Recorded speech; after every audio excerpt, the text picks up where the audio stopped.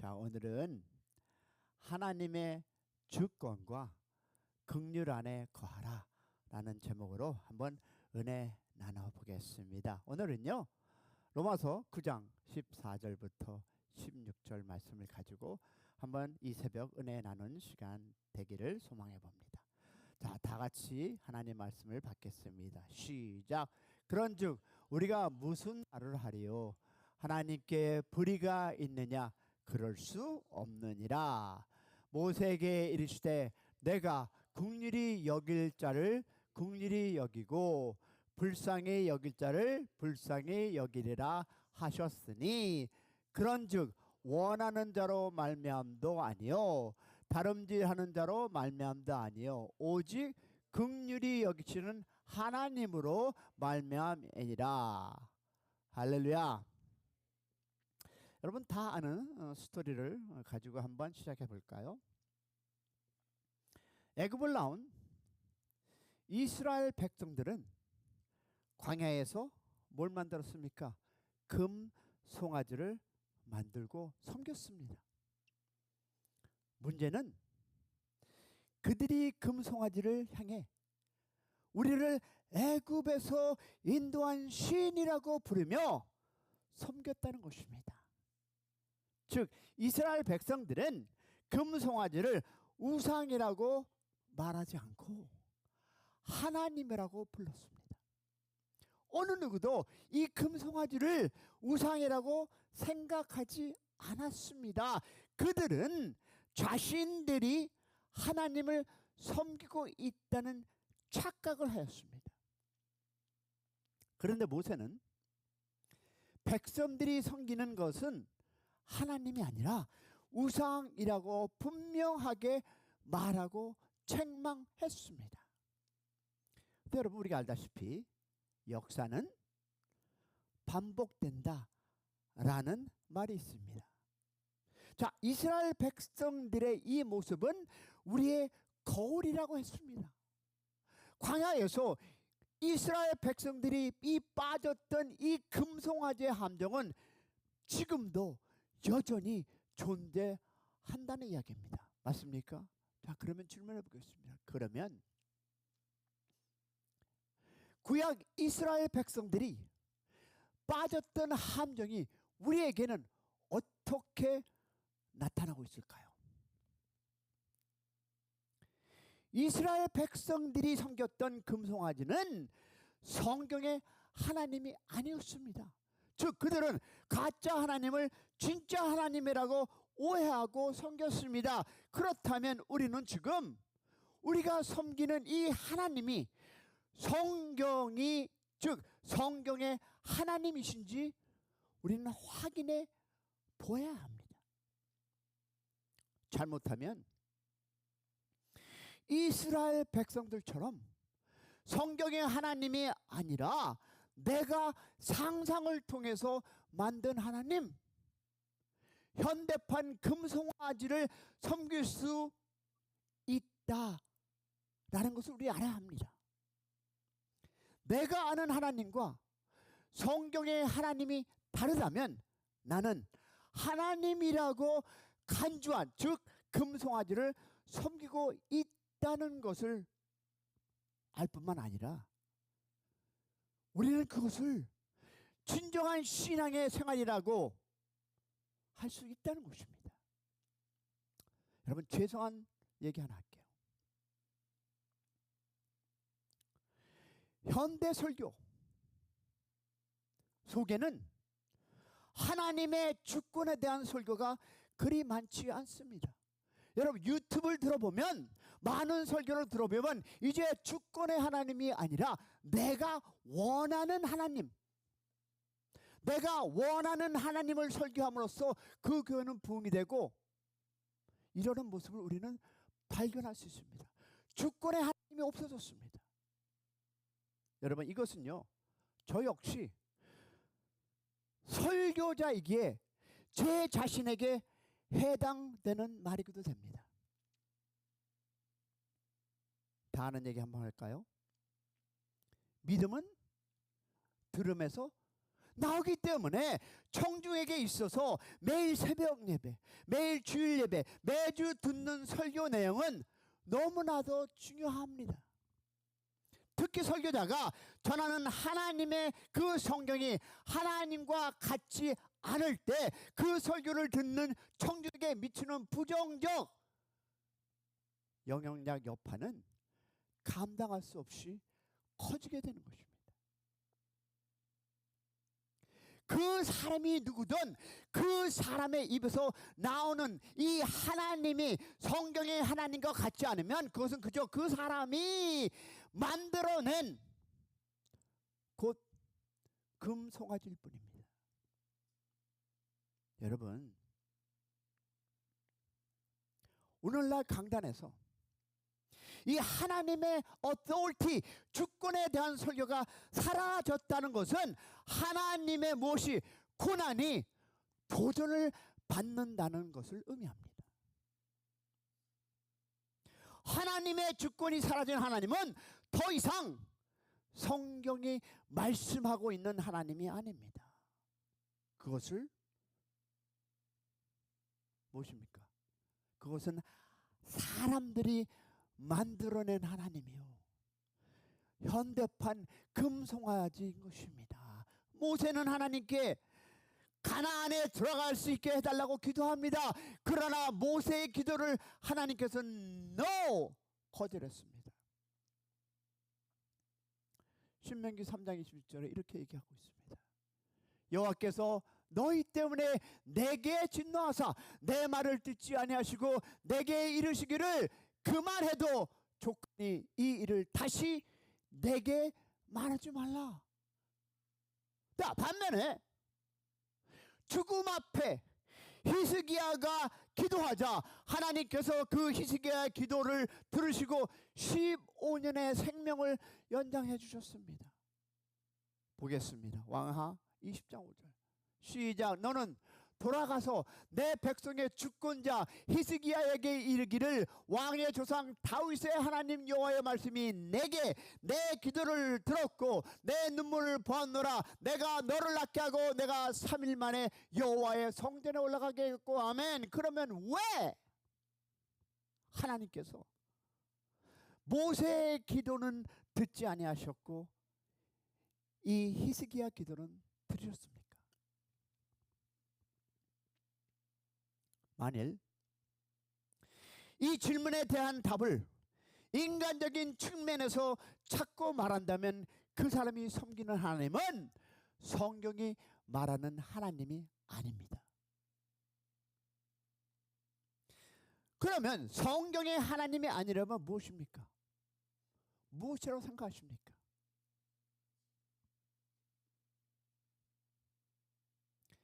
현대판 금송아지입니다. 여러분, 우리는 이 질문의 답을 오늘 본문에서 찾을 수 있습니다. 무엇일까요? 그것은 바로 그렇게 하겠다는 하나님의 뜻이었습니다.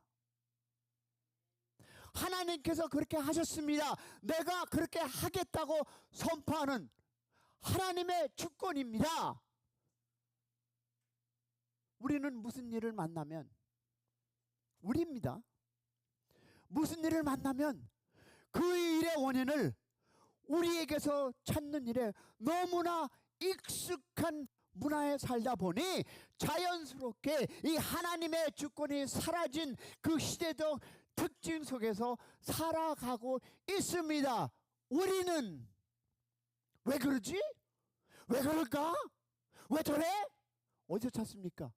우리의 생각 속에서, 우리의 그 생각, 그 판단 속에서. 그러다 보니까 어떻습니까? 우리도 모르는 사이에 하나님의 주권을 인정하지 않는 것이, 단어 하나 얘기할까요? 습관이 되었습니다. 여러분, 마태복음 20장에서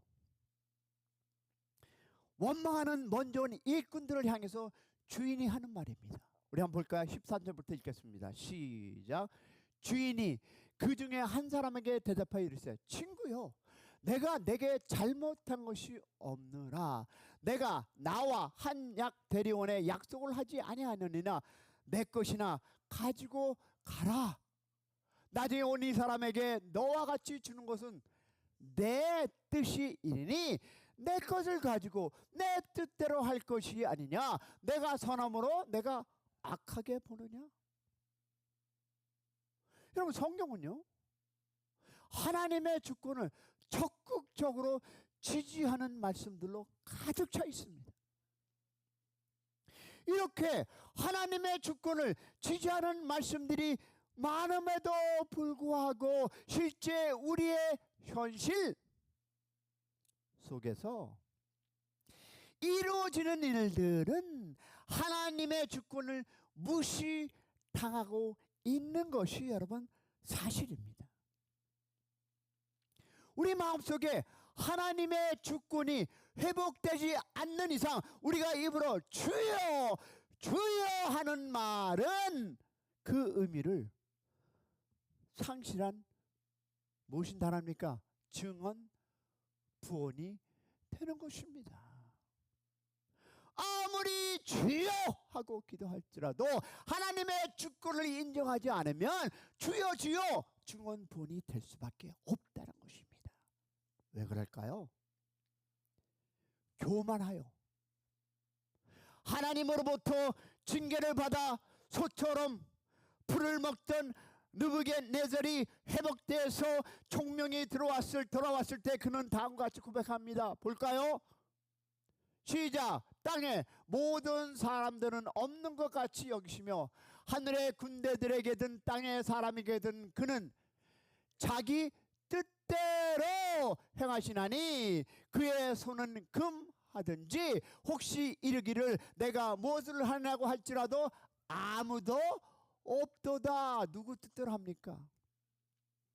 그럼 여기에서 이 부분에서 예수님은 우리의 모델이십니다. 그러면 주님께서 혼돈을 많이 행한 고을들이 회개하지 않고 거역하자 주님은 그들을 책망하신 말씀이 있습니다. 볼까요? 마태복음 11장입니다. 옳소이다. 이렇게 된 것이 누구의 뜻이다? 아버지의 뜻이니라 라고 고백합니다. 때때로 살다가 이해할 수 없는 그 일을 만날 때 우리 역시 예수님처럼 옳소이다. 이렇게 된 것이 아버지의 뜻입니다라고 고백할 수 있는 여러분이 되시길 축복합니다. 하나님의 주권을 인정한다면 어떤 말들은 우리 입에서 사라질 겁니다. 들으셨어요? 어떤 말들은 여러분이 뱉어나는 그 말들은 우리 입에서 사라진다. 왜? 하나님의 주권을 인정한다면. 바울은 보세요. 로마서 9장에서 하나님의 주권에 대해서 이렇게 얘기합니다. 자, 9장 14절 시작. 그런즉 우리가 무슨 말을 하려 하나님께 불의가 있느냐? 그럴 수 없느니라. 성경은 하나님의 주권을 인정하지 않고 하는 모든 말을 여러분 뭐라고 얘기하셨는지 아십니까? 원망이라고 부르십니다. 원망이란 하나님을 향해 불의합니다. 비난하는 것 아닙니까?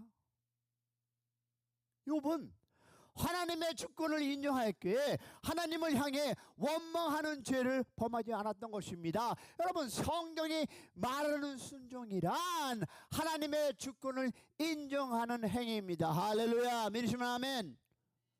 자녀가 부모에게 순종하는 것은 자녀가 부모의 무엇을? 권리를 인정하는 것입니다. 성경은 상대방의 권리를 인정하고 존중하는 것을 사랑이라고 말합니다. 부모가 자녀의 권리를 인정할 때 자녀들을 노하게 하지 않고 자녀가 부모의 권리를 인정할 때 부모를 존중한다라고 우리 얘기하지 않습니까? 사랑하는 샘 커뮤니티 가족 여러분, 우리가 서로의 권리를 인정하고 존중하는 것이 곧 사랑이라면 우리가 교회 공동체 안에서 가장 먼저 실천해야 할 것은 서로를 향한 이해와 용서입니다. 믿으시면 아멘. 이해와 용서.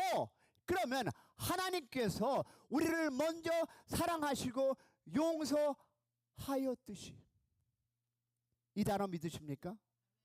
우리도 형제 자매를 용서하고 품어야 합니다. 믿으시면 아멘. 믿으시면 아멘. 우리가 상대의 잘못을 바라볼 때 마음속에 원망과 분열이 싹 듭니다. 다 마찬가지입니다. 그러나 새벽 아침에 2시가 넘어서 저를 깨우시고 기도하신 하나님께서 상대를 이해하려는 마음을 가질 때, 들으셨어요? 상대를 이해하려는 마음을 가질 때 하나님께서 우리에게 주신 사랑과 평안을 경험할 수 있습니다. 할렐루야.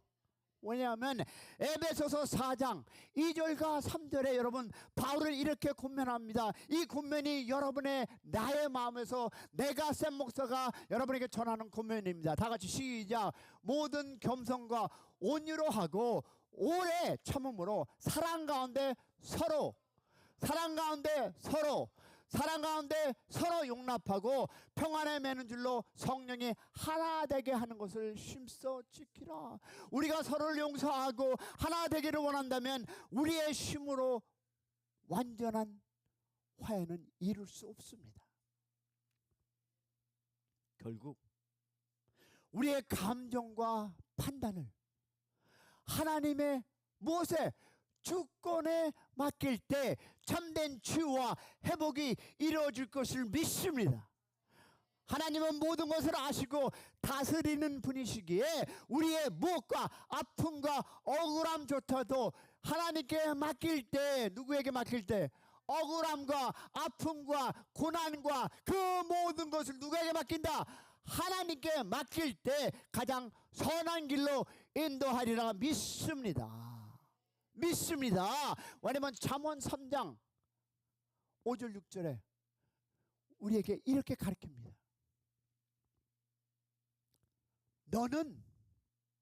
너는 마음을 다하여 여호와를 신뢰하고 내 명철을 의지하지 말라.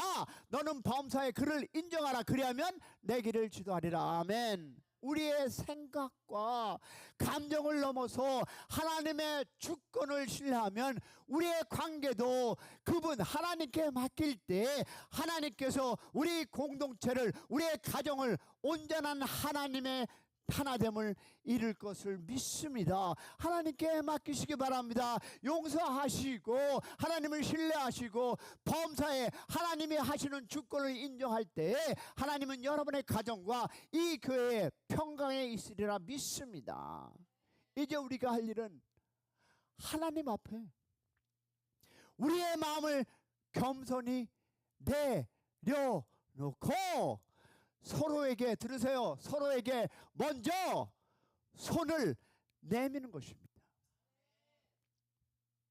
서로에게 먼저 손을 내밀어서 평강의 하나님께서 여러분과 함께하기를 축원합니다. 오늘 우리가 한 걸음 양보하고 한마디 덜하고 한 번 더 용서하는 것이, 다시 한번 얘기할게요. 오늘 우리가 한 걸음 양보하고 한마디 덜하고 한 번 더 용서하는 것이 하나님께서 원하는 하나됨을 이루는 귀한 씨앗이 될 것이라 믿습니다.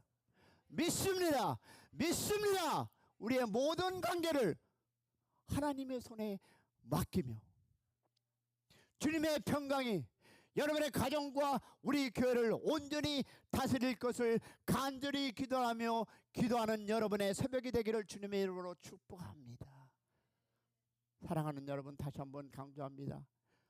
한 걸음 양보하고 한마디 덜하고 한 번 더 용서해서 하나님의 공동체가 되기를 주님의 이름으로 축복합니다. 그런 기도를 오늘 아침 하시기를 소망합니다. 소망합니다. 우리 주 한번 부르고 나갑니다. 주여